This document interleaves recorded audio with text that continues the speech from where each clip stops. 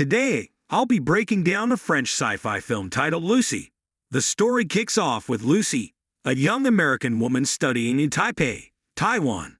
She finds herself in a predicament outside a hotel, coerced by her new boyfriend, Richard, to deliver a mysterious briefcase to someone known as Mr. Zhang. Initially, Lucy is hesitant to assist because the contents of the briefcase are unknown to her. Even with an offer of $500, she's reluctant to cooperate. Unexpectedly, Richard handcuffs her to the briefcase, leaving her with no other option.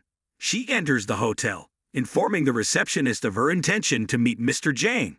As she provides her name to the hotel clerk, a shocking twist occurs. Richard is shot dead outside. Concurrently, a gang of thugs emerges from the elevator, forcing Lucy to accompany them upstairs.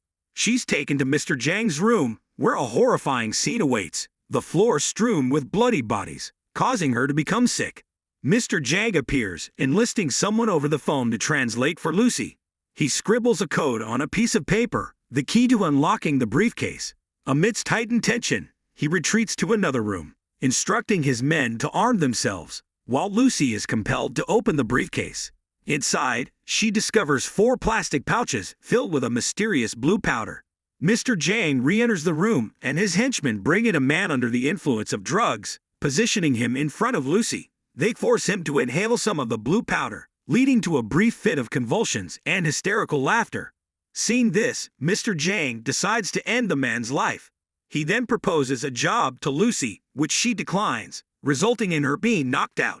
In another setting, a scientist named Professor Norman delivers a lecture on brain capacity research to a large audience.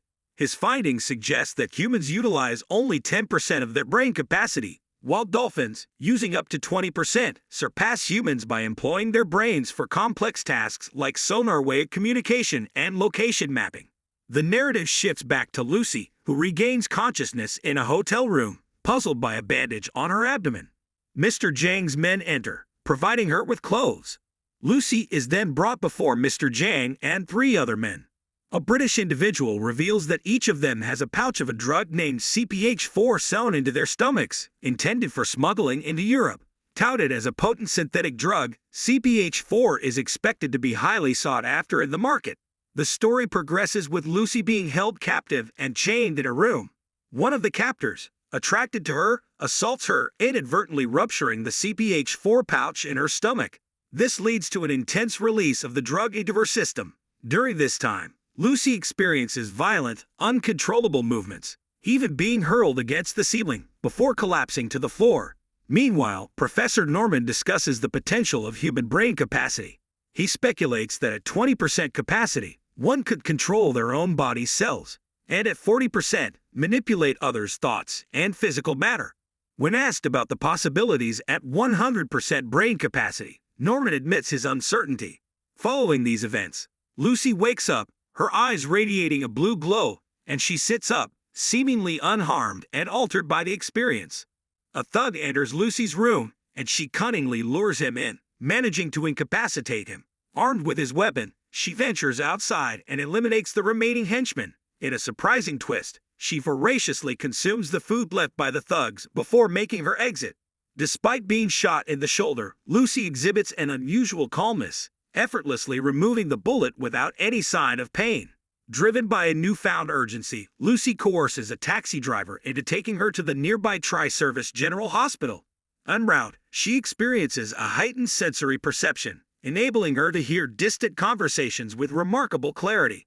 Upon arrival at the hospital, Lucy's enhanced abilities allow her to effortlessly comprehend the signage, as if it were in her native English.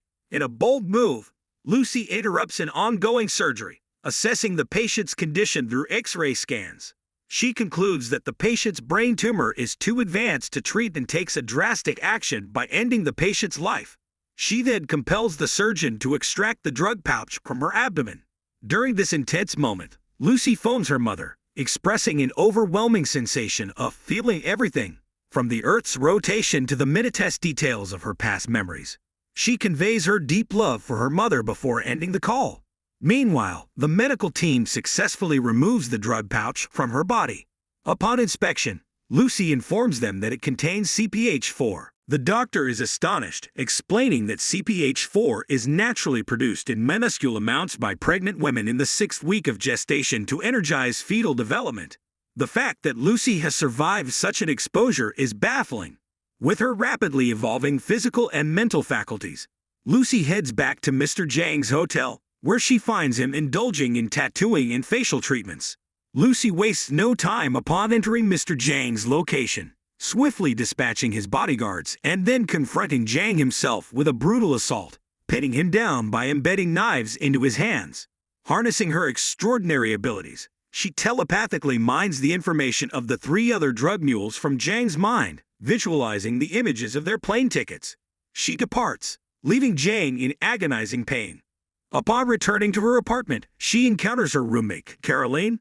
Lucy borrows Caroline's laptop, and in a matter of seconds, she conducts research on her condition, identifying Professor Norman as a potential key to understanding and possibly saving her. She contacts Norman, describing her current state and explaining that her brain capacity has increased to 20%, a change that has rendered her both unfeeling and merciless. To validate her extraordinary capabilities, Lucy demonstrates her power by manipulating electronic devices, projecting her presence onto various gadgets in Norman's hotel room. She arranges to meet with him in 12 hours. Before departing, Lucy prints out a prescription for Caroline, urging her to adopt a healthier lifestyle, mindful of her roommate's unhealthy habits. The media is abuzz with the news of Lucy's actions at the hospital.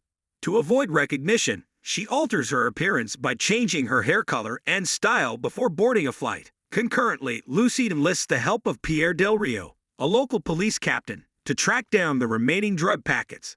With this information, the local police successfully apprehend all the drug mules, and Del Rio orders their secure transfer to Paris. During her flight to Paris, Lucy continues her research, typing at an incredible speed. When asked by a flight attendant to turn off her laptop, Lucy requests champagne instead.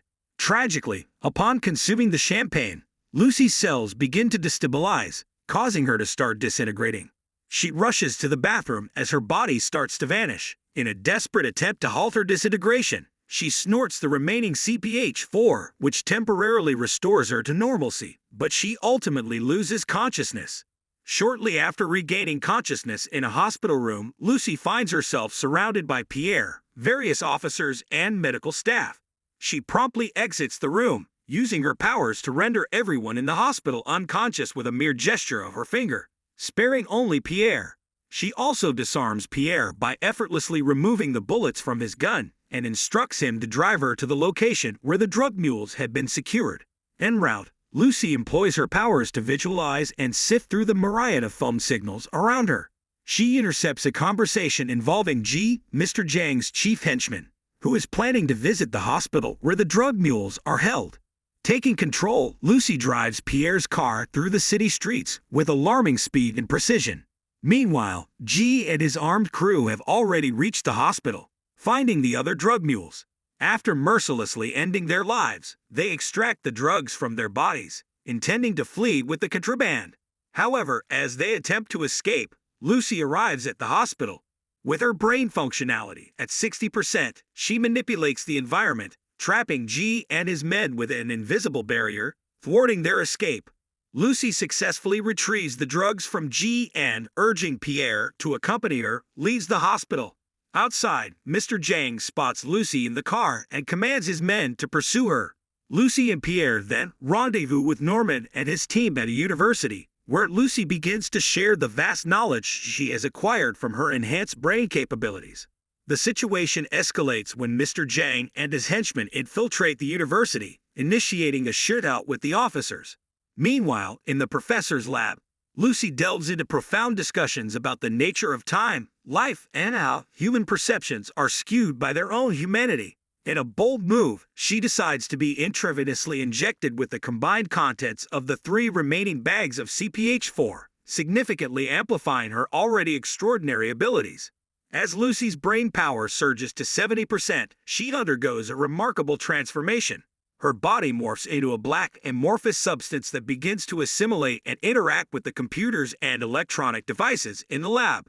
This symbiosis with matter endows Lucy with even more extraordinary capabilities. As her brain function continues to escalate, Lucy exerts control over the physical environment, effectively erasing everything in the lab and leaving the scientists in a stark, white void. She converges all the electronic devices into a single, advanced supercomputer. Meanwhile, Mr. Jang and his men find themselves outmatched by the police. In a desperate move, Jang instructs G to use a rocket launcher to breach the lab door. In the midst of this chaos, Lucy, harnessing her powers, teleports her physical form to Times Square, thousands of miles away. There, she initiates a journey through space-time with a simple wave of her hand, traversing from the early 20th century New York back through colonial times, further to prehistoric eras, and ultimately encountering humanity's earliest known ancestor, an Australopithecus. In a serene moment, Lucy and the ancient being touch fingertips, catapulting her to the very dawn of time, where she witnesses the Big Bang. Back in the lab, as Mr. Jang aims his gun at Lucy's head and fires, Lucy achieves 100% brain capacity and vanishes into the space-time continuum, leaving only her clothes and the black supercomputer behind. Mr. Jang, bewildered, shoots at nothingness. Pierre then enters the lab and ends Mr. Jang's threat permanently. Shortly thereafter, the supercomputer deconstructs itself, condensing into a black USB flash drive, which Professor Norman retrieves, thus fulfilling his lifelong research.